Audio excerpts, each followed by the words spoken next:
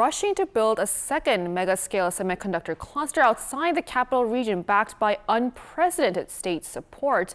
This would be the nation's second such project, with one in Yongin, Gyeonggi-do province, already in the works. Joining us in the studio to discuss this further is our business and economy reporter, Kim Do-yeon. Welcome, Do-yeon. Thanks for having me. Right, so President Lee Jae-myung has met with the world's top two memory chip makers, which happens to be South Korea's very own SK하이닉스 and Samsung. So can you tell us more about this? That's right, like you said, it's reported that President Lee met with Samsung Electronics Chairman Lee Jae-yong behind closed doors on Thursday, following a similar meeting with SK Group's chairman last week. As the world's leading memory chip makers amid the AI boom, the president is aligning with them to secure their commitment to this massive regional project. The core agenda is a second mega cluster for semiconductor production, driven by a massive corporate investment estimated at up to 400 trillion won, or about 260 billion US dollars. To back this corporate funding, the Ministry of Trade, Industry and Resources issued a legislative notice on Thursday. This decree provides the legal framework for massive state support. Crucially, the government promises to cover up to 100% of the installation costs for critical infrastructure such as power grids and water supply in provincial clusters. It'll also expedite licensing through a fast-track system and relax financial regulations, such as easing the strict separation of industrial and financial capital to help these companies secure the massive funding required from outside private equity. So it does sound like the government is ready to provide substantial financial support, but obviously building these fab plants takes years. So is there any risk that the AI boom might die down before these factories even start operating?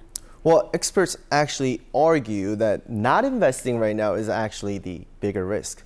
Global tech giants are pouring roughly 1,100 trillion won into AI infrastructure this year alone, triggering a fierce game of chicken in the memory chip market. In this industry, the winner takes all, and those who fail to secure a dominant position simply cannot survive. We need to widen the gap so competitors cannot catch up. If you do not secure a leading position, you cannot survive. That is why expanding investments right now is absolutely critical.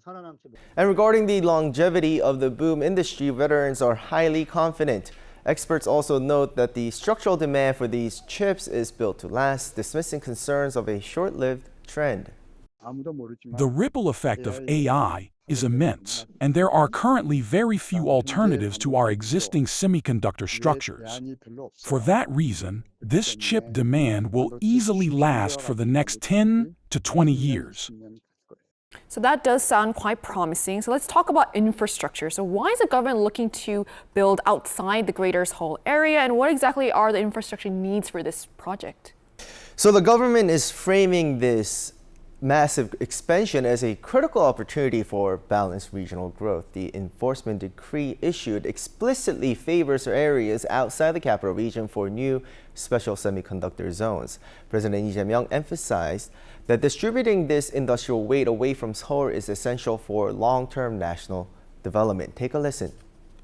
수도권의 기간의 핵심 인프라는 그것대로 고도화해 나가고, 동시에 지방 곳곳에 새로운 산업 경제 기반을 구축해 수도권과 지방이 함께 윈윈하는 모두의 성장 시대를 반드시 열어가야 합니다. 이에 관한 구체적 청사진을 곧 국민 여러분께 보고 드릴 예정입니다. As he said, this is absolutely not a cut down on the existing Yongin cluster that's currently in the works. Rather, the explosive AI demand is forcing Samsung and SK to accelerate their capital region construction plans by a full decade. With those timelines compressed to the mid-2030s, the Greater Seoul area will simply exhaust its available land, power, and water by 2035, which adds another reason to look beyond the capital region. Now, as for the new plan that's in the works, the official announcement is set to come out soon, according to the president, and reports say it'll be early next week. All right, thank you for your detailed report today. My pleasure.